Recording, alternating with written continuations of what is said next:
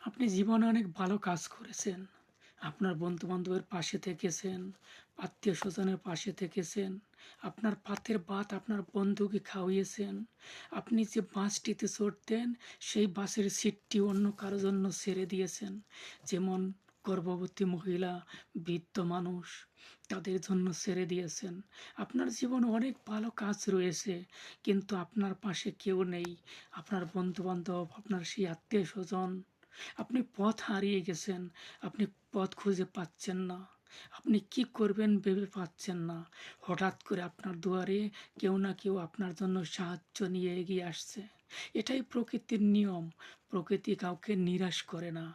আপনি ভেবেছেন কেউ খারাপ কাজ করেছে, আপনাকে কষ্ট দিয়েছে, সে পার পেয়ে যাবে। সেই লোকটিও পার পেয়ে যাবে না।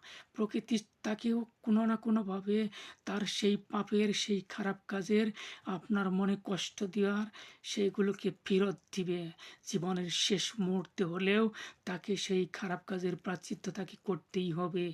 এটাই প্রকৃতি, এটাই আল্লাহ তাআলার বিচার। আল্লাহ তাআলা কাউকে নিরাশ করেন না। আপনিও নিরাশ হবেন না। আল্লাহ তাআলার উপর ভরসা করেন, মহান আল্লাহকে বিশ্বাস করেন।